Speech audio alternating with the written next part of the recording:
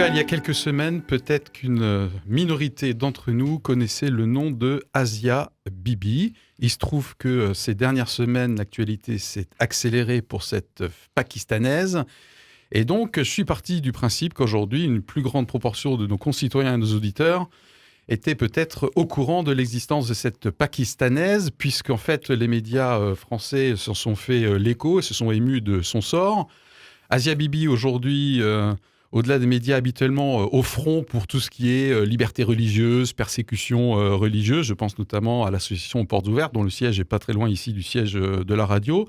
C'est le thème de l'émission aujourd'hui, et de voir comment cette actualité résonne en nous qui sommes peut-être très très loin de ce pays, de cette réalité.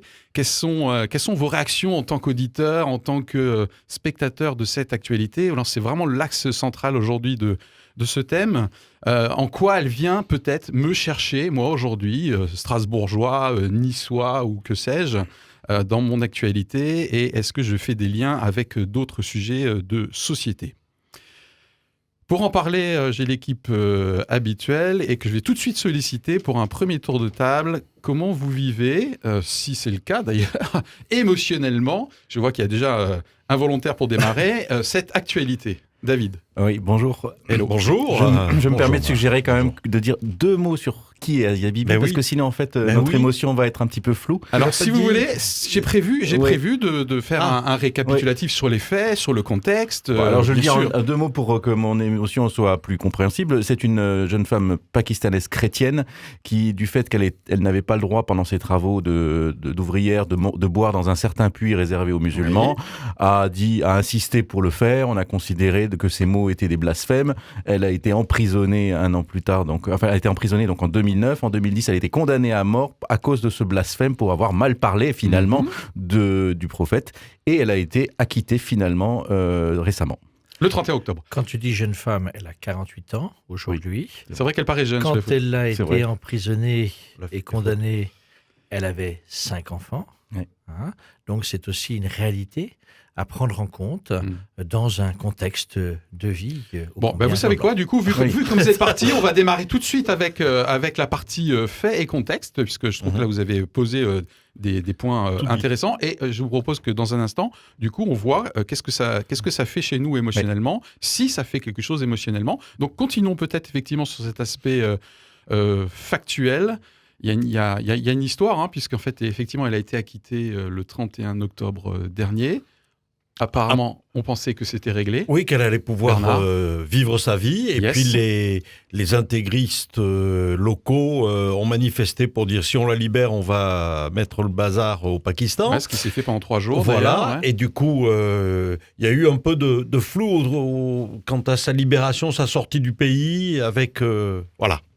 À l'heure où on parle, on en est où aujourd'hui? Qu'est-ce qu'on peut rajouter comme fait pour éclairer nos auditeurs? Que pour l'instant, déjà, il y a de faits de blocage. Visiblement, Asia Bibi est protégée par le gouvernement pakistanais. On peut espérer qu'elle soit bien protégée, que le reste de sa famille est en difficulté, en danger et moins protégé d'une certaine manière, ce qui pose souci, puisque c'est l'ensemble de la famille qui est amené à devoir quitter le Pakistan pour préserver sa vie. Ils ont 3 ou 4 enfants, je crois. 3, il me semble. Ils ont 5 enfants. 5 enfants même. Ils ont 5 enfants. Et également, c'est toutes...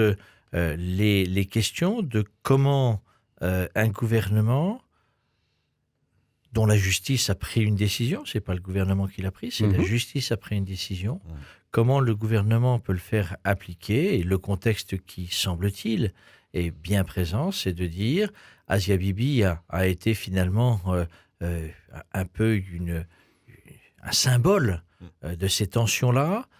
Rappelons-nous quand même, Philippe, tu mettais en avant que les médias viennent de redire et de s'en emparer fortement, c'est pas illogique.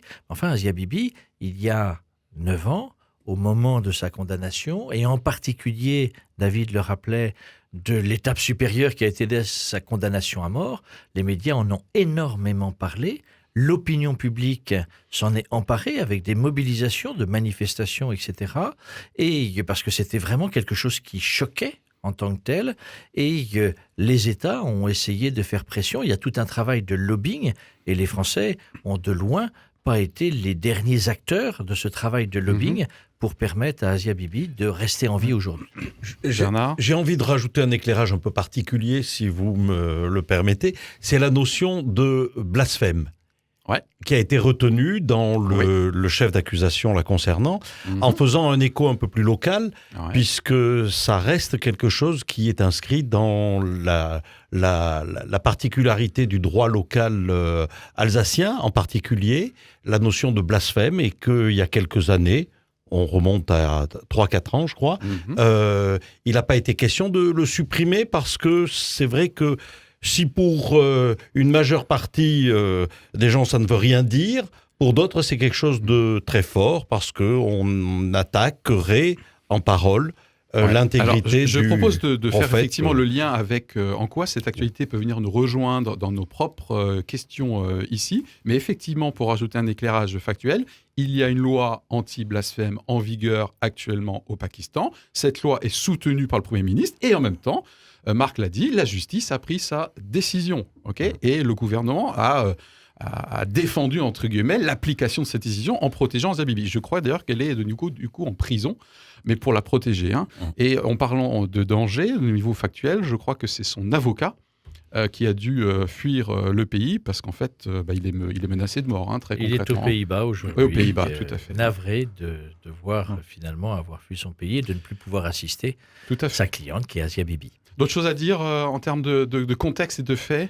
Alors, de contexte et de faits, je le rejoins à ce qui, moi, me semble très important, c'est que il y a vraiment un combat qui se joue dans ce pays, comme dans tous ces pays qui sont travaillés par des mouvements intégristes, qui menacent leurs propres juges de représailles physiques s'ils prennent une mauvaise décision, c'est-à-dire qu'ils remettent complètement en cause l'autorité des élections démocratiques, des choix des juges et tout ça. Tout à fait. Et donc c'est pas, c'est pas maintenant, ce serait facile depuis là où on est de dire voilà, le Pakistan c'est un pays encore moyenâgeux et tout ça, qui a des pratiques. Non, c'est pas ça. C'est un pays qui a progressé, qui a des institutions assez solides, mais qui n'arrive pas à étendre finalement l'autorité et l'emprise de sa loi partout, et des personnes la contestent, et des personnes qui sont vraiment la caricature totale de l'intégrisme. Et il faut quand même savoir qu'il y a eu un gouverneur qui a été assassiné à cause de cette question, qu'il y a eu un ancien ministre qui a été assassiné parce que ce sont des gens qui se sont positionnés. Tout à fait. Et qui essayent justement de ne pas sombrer. Et moi, mon émotion par rapport à ça, c'est je me dis, il faut qu'on soutienne ces gens-là. Il faut qu'on les soutienne. Il ne faut pas qu'on les essentialise en disant, voilà, ce sont des gens de culture musulmane, donc il faut les soutenir. Et c'est la même idée que quand on accueille un demandeur d'asile. Je veux dire, c'est le grain de changement du pays dont il vient que l'on doit protéger. Voilà. Et ça me... Pour ajouter en termes de contexte, j'ai trouvé intéressant le fait de prendre du recul sur la situation globale du Pakistan, notamment grâce à l'index de la persécution. Alors l'index de la persécution, c'est un index qui est publié maintenant depuis 23 ans par l'ONG Portes Ouvertes que j'ai cité tout à l'heure. D'ailleurs, dans les locaux, j'ai vu qu'il y a le poster ici, et qui classe sur un certain nombre de critères l'ensemble des pays du monde par rapport à la persécution des minorités religieuses. Le Pakistan, malheureusement, est dans la 5e place, en tout cas dans le 2018, avec 200 millions d'habitants et 4 millions de chrétiens, a priori. Donc minorité religieuse, en termes quantitatifs, on y est clairement. Oui, et c'est là que c'est intéressant de savoir si la persécution provient de l'État ou si elle provient d'une population qui résiste finalement aux lois que fait l'État. Alors, le Pakistan a fait en 1986 cette loi sur le blasphème, sous la pression d'un opposant assez rigoriste qui voulait monter. Donc c'était une sorte de compromis qui a été fait en disant voilà, on reste démocratique mais on met cette loi là, et ce qui a finalement mis une graine d'ivraie dans la loi pakistanaise. Et il y a eu des tentatives de l'alléger, pas de la supprimer. Personne n'osait la supprimer parce que forcément il y a des gens qui sont sensibles. Ils ont essayé de la réformer, mais ce grain d'ivraie reste là.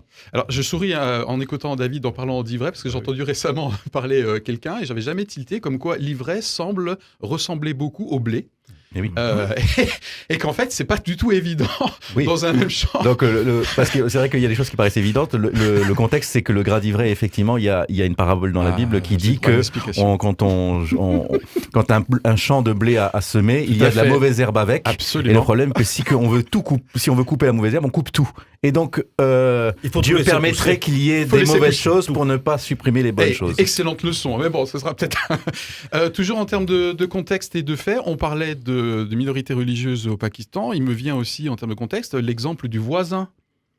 Je parle de l'Inde, ils sont pas très potes, les deux pays, depuis très C'est le moins longtemps. qu'on puisse dire. C'est le moins qu'on puisse dire. Hein. Et alors, je sais pas s'il y a un parallèle, mais en Inde actuellement, et toujours par rapport à une société civile qui dépasse le gouvernement, entre guillemets, par la droite, il y a aujourd'hui tout un courant extrémiste en Inde qui dit si t'es indien, t'es hindou. Ok. Et donc, ça pose vraiment la question, on en parlera tout à l'heure, des liens par rapport à comment on vit ça comme actualité et les liens, je veux dire, par rapport aux questions que se posent aujourd'hui les Français. Sur un moment donné, dans les deux cas, il y a quand même une tendance à ce que la religion soit d'État. Je veux dire, au Pakistan, l'islam est la religion officielle. Hein. Donc même si le gouvernement, effectivement, défend, et en l'occurrence, il le fait, il tient ferme, même si là, il a un petit peu... En termes factuels, justement, il a un petit peu reculé. Vous n'avez pas le sentiment qu'il a un petit peu reculé, là, du fait que Asia Bibi est bloqué, là Marc Reculer, c'est tu toujours... parlais toi-même de violence, je crois, tout à l'heure. Oui, c'est toujours la même question quand on est en responsabilité de pouvoir. Quelle décision on prend? J'ouvre ma frontière et je laisse partir Asia Bibi et j'ai une explosion qui se fait en interne de mon pays. Oui. Quel est le rapport que je mets en place entre la liberté que j'ai finalement souhaité défendre d'Asia Bibi et de la réparation d'une injustice avec la réalité possible d'un déchaînement de violence au cœur de mon pays. Et on est bien dans ce rapport entre la liberté individuelle et un collectif qui peut être pesant.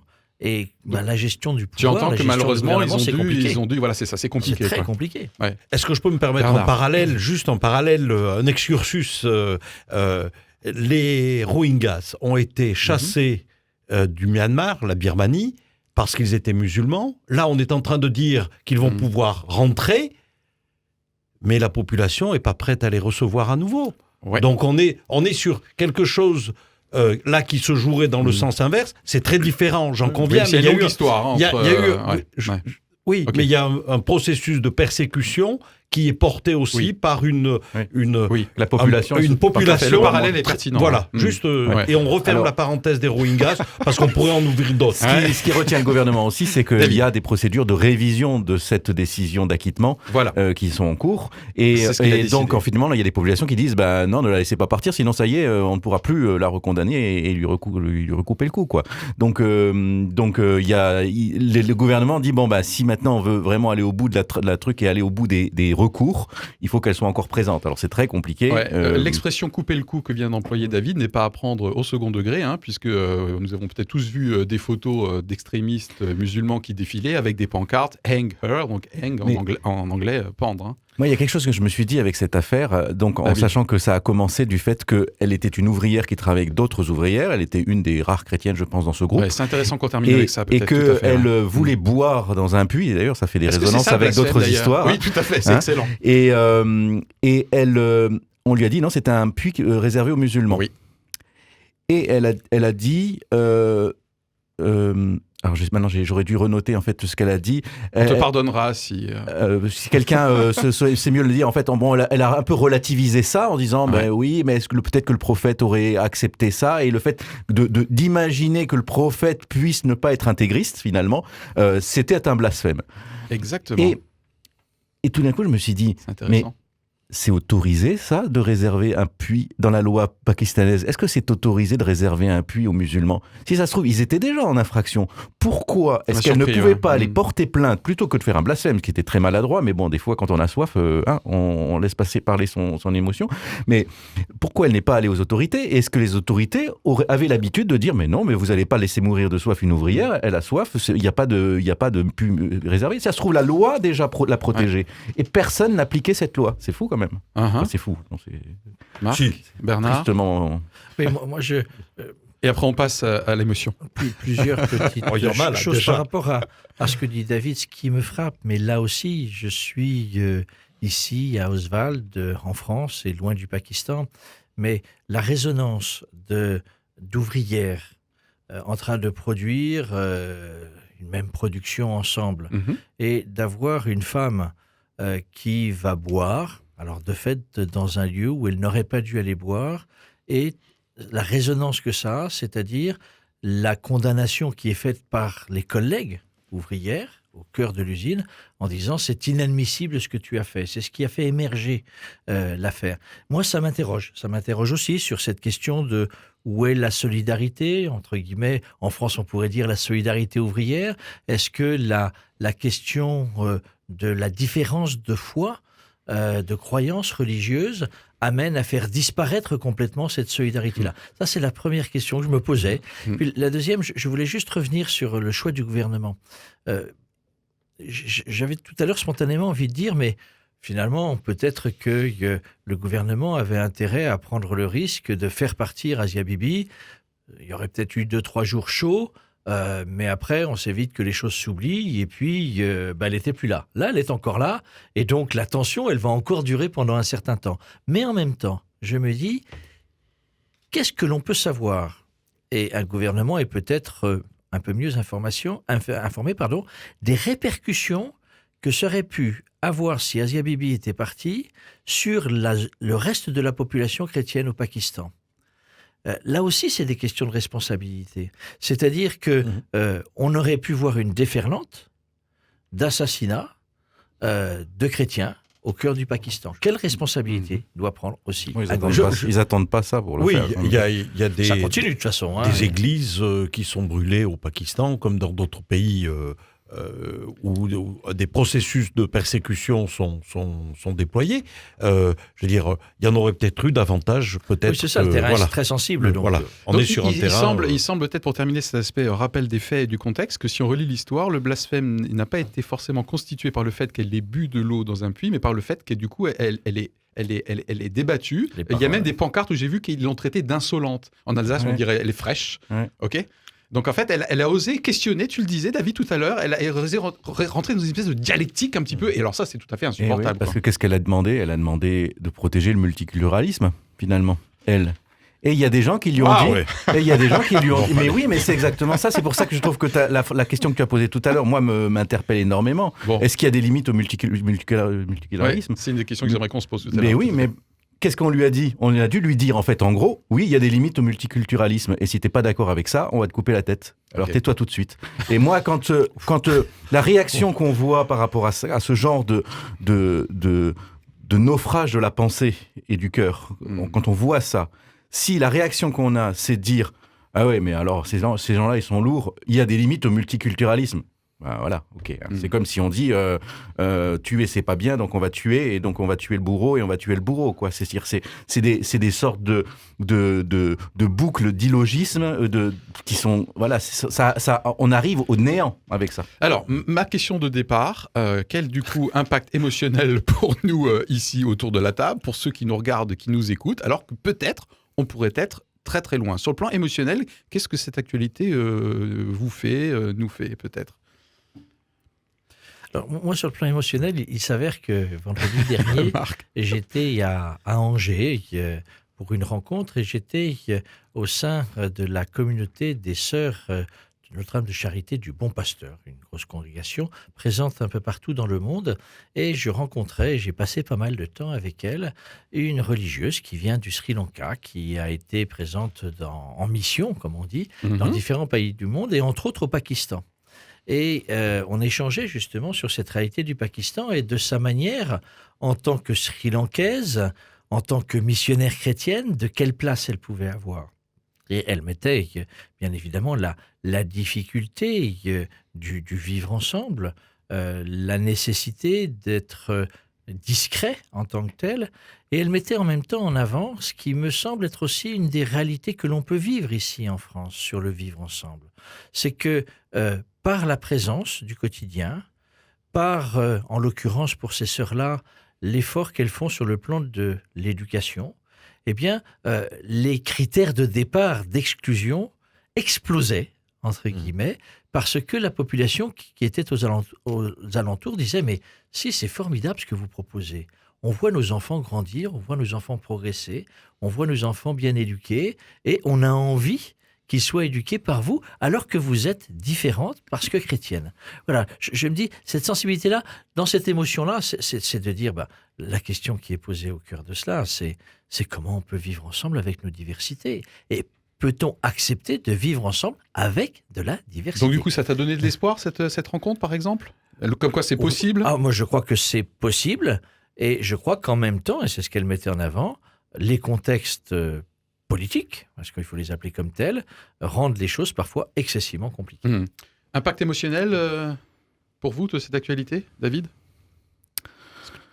Ça semble t'avoir impacté quand même. Hein. Oui, parce qu'en fait, ça se voit, parce qu'en fait, je trouve qu'il y a des mouvements en France des mouvements internes comme ça, viscéraux, qui renaissent et qui sont un peu du même ordre en fait. J'aimerais qu'on l'aborde après la petite pause. Je revenais à l'étymologie du mot intégrisme. Intègre, c'est celui qui ne peut pas être touché finalement, parce que le mot intègre dans le suffixe tengere, tangere, c'est toucher.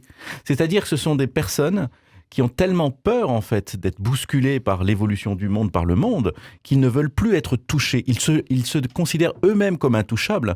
Et donc, ça veut dire finalement, ils se dégradent complètement parce qu'ils se figent dans une idée complètement fantasmée d'un ordre juste et éternel, mais dans lequel ils ne bougent plus, ils sont figés. Les hommes sont figés dans une position, les femmes sont figées dans une position, leur relation avec Dieu est figée aussi. Voilà, donc ce sont des gens, et donc ces intégristes-là, ils renaissent aussi en France. C'est-à-dire, moi quand j'entends un Zemmour, je trouve pas quelqu'un de plus intelligent que les barbus complètement excités là qui gueulaient dans la rue. Pour moi, c'est la même chose. Ce sont des gens qui ne veulent plus être touchés dans le sens où ils ne peuvent plus être accompagnés, évoluer avec la société, mais aussi plus être touchés, ça veut dire ne plus remettre en cause leur état émotionnel, justement, ne plus être touché émotionnellement, parce que tout ça, quand on rencontre la détresse de quelqu'un, si on accepte d'être touché, forcément on va changer avec lui. On va changer de chemin, on va s'arrêter, on va s'occuper de lui, on va faire le bon pasteur.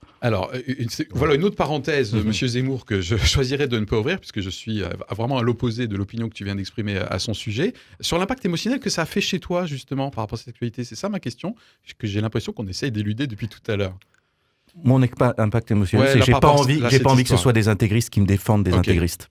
Voilà, c'est ça. Et j'ai pas envie qu'en France, que ce soit finalement qui est le plus inquiet de l'intégrisme musulman. Généralement, ce sont des intégristes. Voilà, ça doit nous interroger, ça. Ça doit nous interroger. Ok, Bernard. Alors, l'impact émotionnel pour moi, j'étais très heureux d'apprendre que cette femme allait être libérée. Ok. Parce que c'est vrai qu'au moment où elle avait été emprisonnée, mais surtout condamnée à mort, il y avait eu une mobilisation importante, et le fait de voir qu'elle était libérée, c'était une bonne nouvelle pour moi, ça m'a réjoui. Ok. Ensuite, les événements qui ont entouré cette annonce m'ont stressé. Je dis non, c'est pas possible, ils viennent de la libérer, ils vont la remettre en prison. Marc expliquait que c'était peut-être pour la mettre en sécurité. Voilà. Maintenant, l'impact direct que ça a sur moi, c'est de me dire, mais est-ce que je ne suis pas l'intégriste de quelqu'un d'autre ? Ok. Sur tout un ensemble de sujets. Marc parlait du vivre ensemble.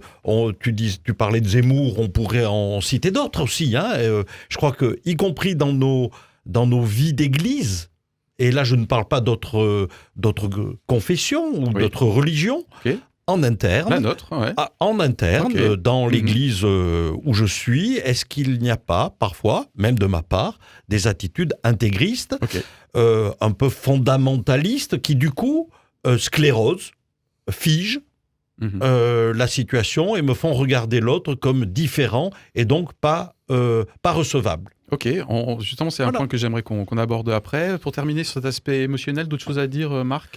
Moi, je mettrais juste en avant cette affaire, elle est pour moi très symbolique. Et justement, on prend Asia Bibi comme un symbole. Une femme toute simple, une ouvrière, qui a une conviction religieuse.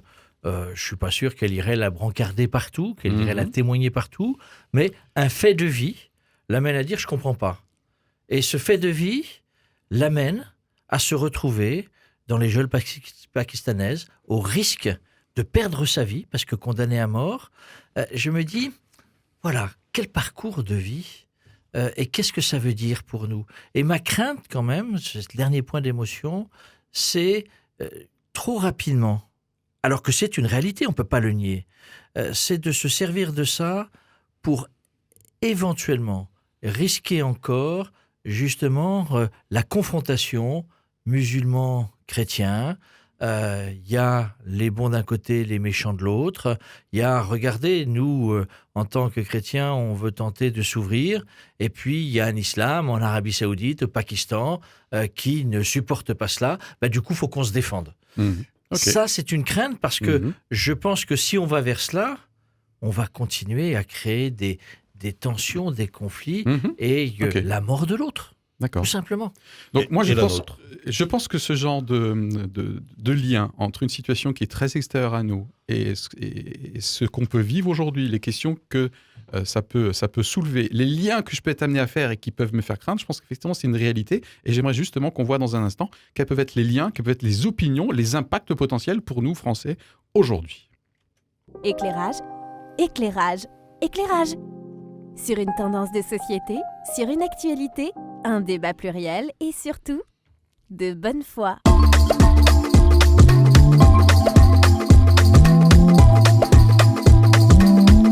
Éclairage.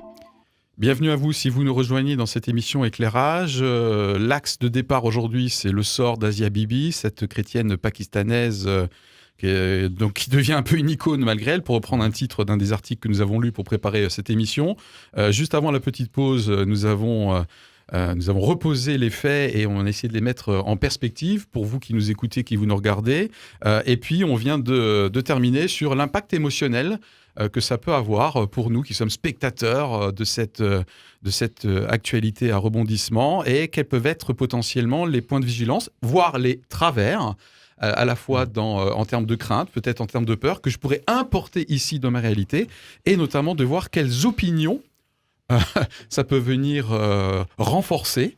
Est-ce que ces opinions sont saines ou est-ce qu'elles sont potentiellement aussi dangereuses que ce à quoi nous sommes en train d'assister? Donc c'est l'objet de notre deuxième partie.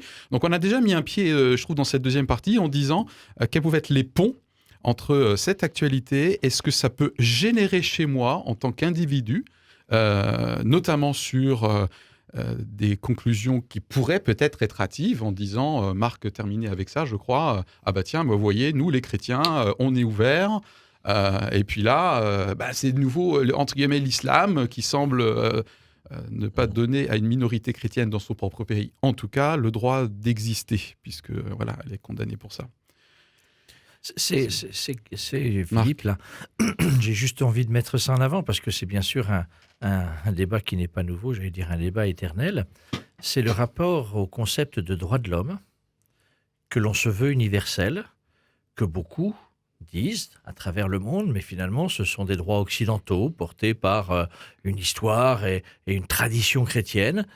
Nous, on ne s'y reconnaît pas. Et en même temps, ces droits-là, quelle avancée, quel socle pour défendre l'intégrité de chacun. C'est quand même terrible, me semble-t-il. Au moins, c'est peut-être encore de l'émotion, de pouvoir condamner à mort. Alors, on me dira, derrière, il y a du blasphème. Mais une femme qui a bu de l'eau dans un puits pour lequel il n'aurait pas dû, elle n'aurait pas été autorisée à y boire.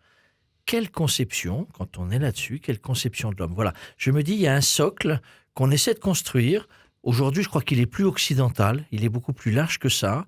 Est-ce qu'il peut vraiment être le socle dans tous les pays du respect de la liberté de l'autre? Ouais, ça veut dire pour moi, et Bernard tout de suite un instant, ça veut dire pour moi que là, ça vient, selon moi, donc c'est une opinion que je suis en train d'exprimer.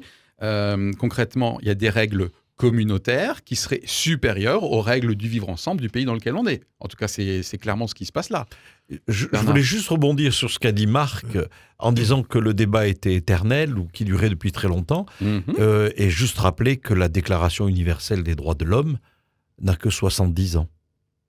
C'est au mois de décembre 1948 que cette déclaration a été signée. Donc ça fait juste 70 ans au regard de l'éternité, c'est peu. Oui. Voilà. On peut peut-être quand même considérer que c'est quand même au moment de la Révolution que vraiment cette idée a commencé par les philosophes qui étaient à cette époque-là et les révolutionnaires qui a germé vraiment en France et qui ensuite a fructifié. Et moi, je dirais qu'aujourd'hui, effectivement, il y a, dans le monde occidental, il y a un humanisme qui s'est développé et qui a un peu pris le pas sur les religions monothéismes, comme le christianisme. Le christianisme, je pense, s'est accommodé du fait que l'humanisme s'est développé. Et cet humanisme, c'est effectivement une vision peut-être encore plus universelle que le christianisme, mais certainement ça peut se discuter, qui est de vraiment de mettre l'accent sur l'individu. Et en France, on l'appellerait les valeurs de la République. Je pense, non ? Oui, je pense on pourrait l'appeler les valeurs de la République qui sont au-dessus et qui nous permettent de tenir ensemble, de vivre ensemble. Parce que je lis un bouquin très intéressant à ce sujet, il montre qu'en fait, l'humanisme, effectivement, a pris 3 formes.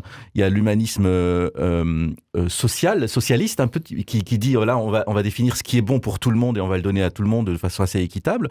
Il y a un humanisme nationaliste qui considère finalement qu'il y a un peuple qui va être plus fort que les autres et qui va dominer, que ça c'est quelque chose de... Et puis il y a un humanisme libéral qui dit en fait, non, c'est le marché en fait qui va définir où se trouvent les choses. Et c'est un peu cet humanisme libéral qui s'est développé après-guerre et qui a été très attractif pour tous les pays, mais en même temps qui a créé des dissonances, des différences de richesse, et qui a révélé en fait que il y a des endroits qui étaient très rétifs à cette évolution-là, et puis qui ont été exploités pour plein de raisons et tout ça. Et le monde musulman est là-dedans avec des points de fixation, enfin des points de souffrance qui expliquent assez bien aussi pourquoi cette religion aujourd'hui est un tel terreau d'intégrisme. C'est-à-dire qu'il y a eu une chute de l'Empire ottoman à la fin au début du XXe siècle, qui a été une sorte d'échéance du rayonnement musulman. Donc il y a le fait que l'islam a perdu finalement au début du XXe siècle. L'islam conquérant, qui a eu le fait que des milliards de dollars arrivaient dans les bras de Saoudiens qui avaient une certaine vision de l'islam. Et puis, il y a le fait que du coup, certains pays occidentaux, et en particulier les Américains, avaient vraiment des rapports très compliqués avec ça, vis-à-vis de l'URSS, vis-à-vis de...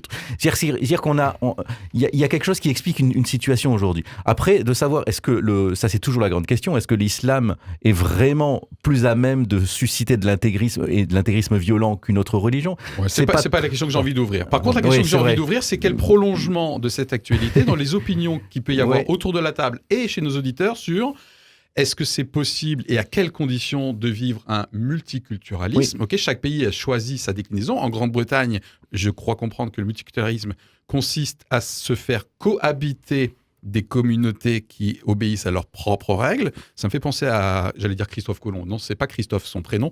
L'ancien ministre de l'Intérieur, Gérard, merci beaucoup, qui a quitté en disant « Aujourd'hui, il y a des pans entiers de communautés qui vivent côte à côte, pourvu que demain, on ne soit pas face à face », je cite. Donc moi, une des opinions que je peux avoir, moi, et cette actualité peut venir la renforcer ou au contraire l'infirmer, je pense d'autres auditeurs l'ont, c'est qu'est-ce que je pense, moi, en quoi ça me rejoint dans pour ou contre le multiculturalisme, ou plutôt, à quelles conditions ça peut être un succès, en fait, le vivre ensemble. Je crois que la question du pour ou contre le multiculturalisme, c'est la question dont on parlait beaucoup il y a quelques années, on en parle moins aujourd'hui, où on emploie ce terme de multiculturalisme. C'est la question du communautarisme.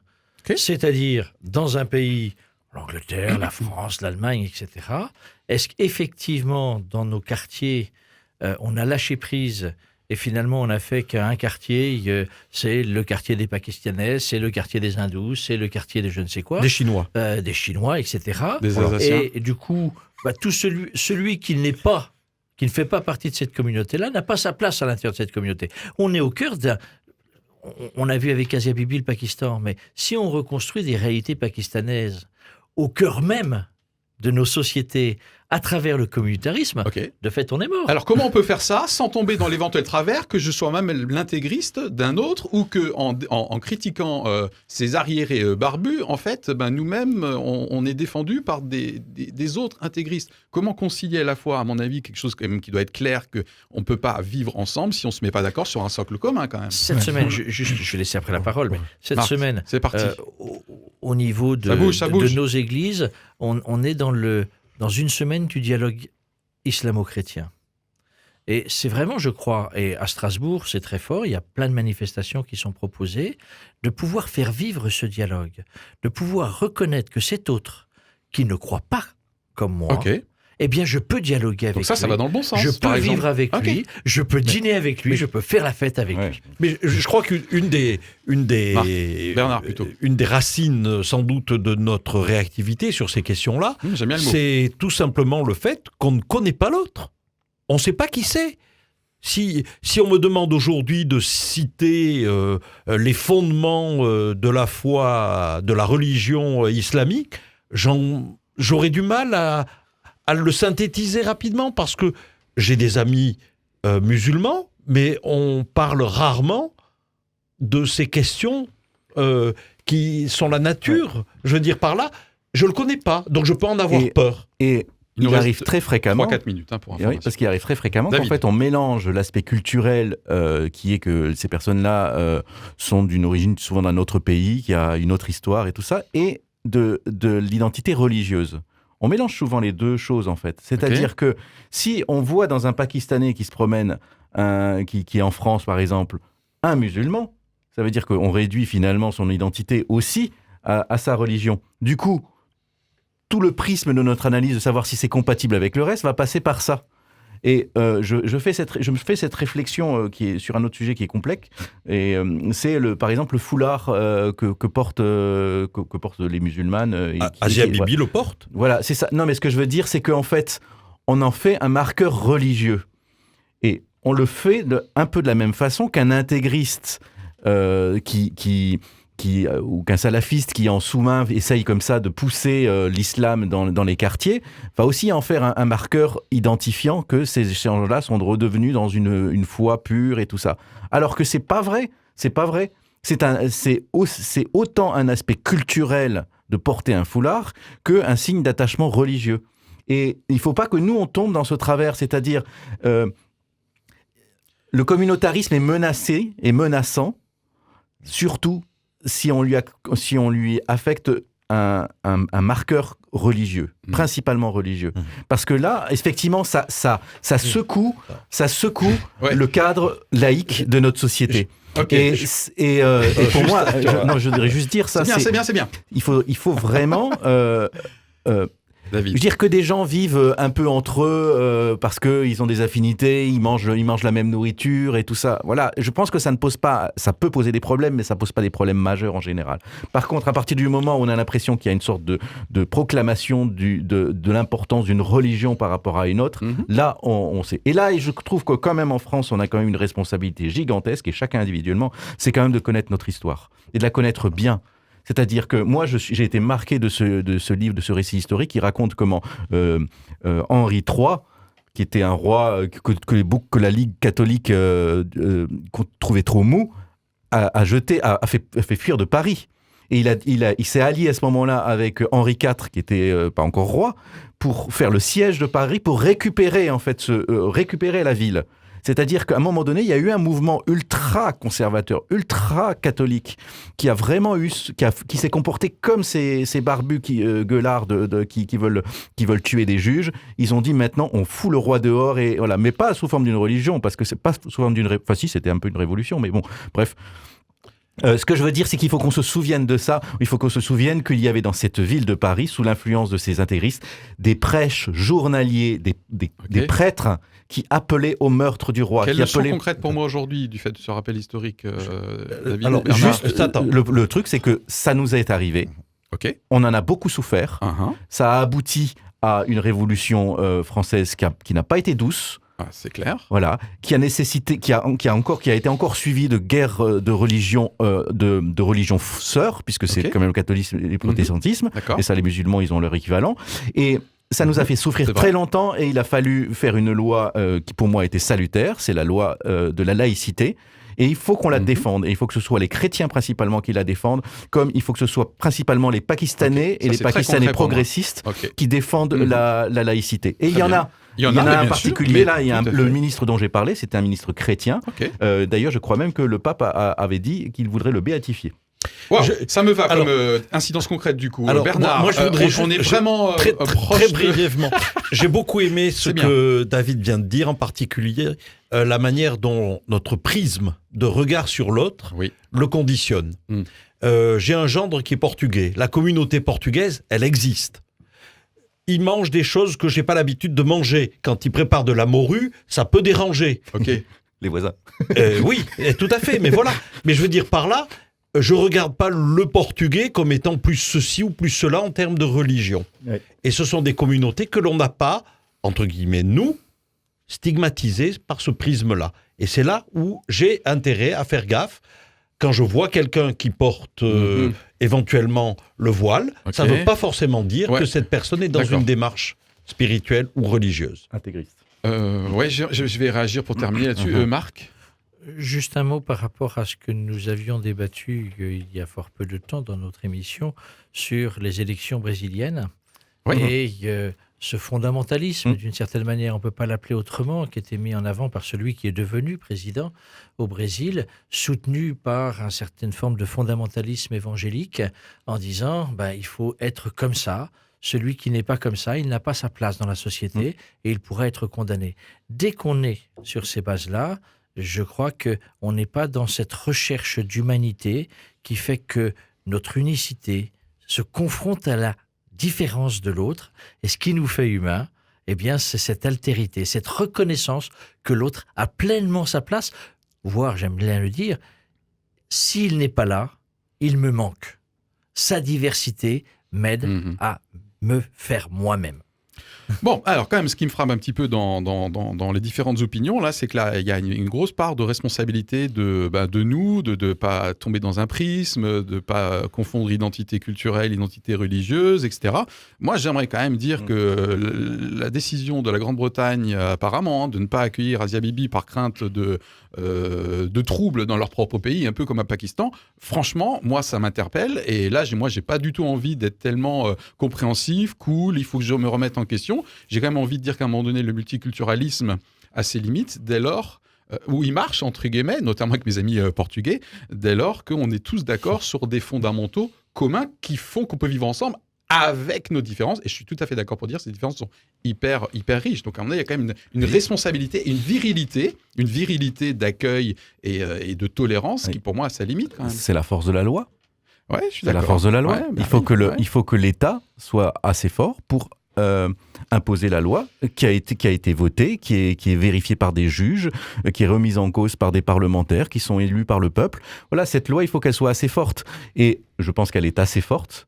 Il faut pas, peut-être qu'il y a des coups de boutoir qui arrivent comme ça par des événements et tout ça. Mais voilà, on est dans des pays où encore la loi est assez forte. Donc simplement, voilà. Et il faut même laisser parler des gens, même un Zemmour, il faut le laisser parler et le confronter à ses propres contradictions. Il roule la parenthèse. Oui, Il cherche là. C'est l'heure. Je cherche un prochain sujet. Pour terminer, j'aimerais, si c'est sur ça, c'est super, Marc. Comment concrètement soutenir? Parce que j'ai entendu, est-ce qu'il y a des démarches concrètes, des comportements individuels qui font qu'on peut favoriser ça, Marc? Je crois que c'est toujours la même chose, c'est quelle attention et quel respect on a de la différence de l'autre. Il y a Asia Bibi, je trouve que c'est vraiment intéressant de revenir sur cette femme condamnée pour avoir bu. Comment moi, je prends en compte... Je ne peux pas oublier, parce que c'est quand même un terrible drame de l'humanité, David parlait de lois, mais des lois dans notre pays, en 1940, ont été mises en place pour exterminer tout un peuple par sa différence, parce qu'il était juif. Donc, cette question-là, c'est aussi de se dire quelle vigilance j'ai dans cette attention, quelle éventuellement objection de conscience j'ai, parce que si ça ne me paraît pas bon, je ne peux pas le suivre. Très bien. Pour moi, c'est très concret. Merci beaucoup, Marc, pour ce témoignage. Sur le sujet, vraiment pour clôturer, concrètement... Alors, moi, je pense qu'il faut qu'on interroge sans arrêt dans nos comportements journaliers notre façon d'être laïque. Ok. Et d'être laïque avec des convictions que l'on peut affirmer. Laïque avec des convictions, très bien. Oui, mais je veux dire avec des convictions que l'on peut même affirmer. Okay. Ça n'est pas du tout incompatible. Et je pense que ça, c'est vraiment un travail énorme de nettoyage intérieur, d'être laïque et en même temps avoir des convictions. Ça peut bien, c'est concret. Très important. en Bernard, écho à ce que je viens d'entendre. il fait des gestes aujourd'hui, c'est Mais incroyable. oui, parce que j'aimerais pouvoir quand même, en écho à ce que je viens d'entendre, je crois qu'être laïque, avec des convictions, ce n'est pas se taire. Ok, très bien. Et moi, je terminerai en disant que pour ma part ou pour notre part, nous soutenons des associations qui œuvrent pour la défense des chrétiens persécutés. Ouais. Et notamment, nous soutenons depuis des années Portes Ouvertes, encore une fois, dont le siège est pas loin et que je vous recommande. Ouais. Eh bien, c'est là-dessus qu'on va se quitter. Un grand merci à toute l'équipe. Quelle énergie aujourd'hui. Et puis à bientôt pour un prochain numéro. À bientôt. Merci Au revoir. Philippe, à bientôt.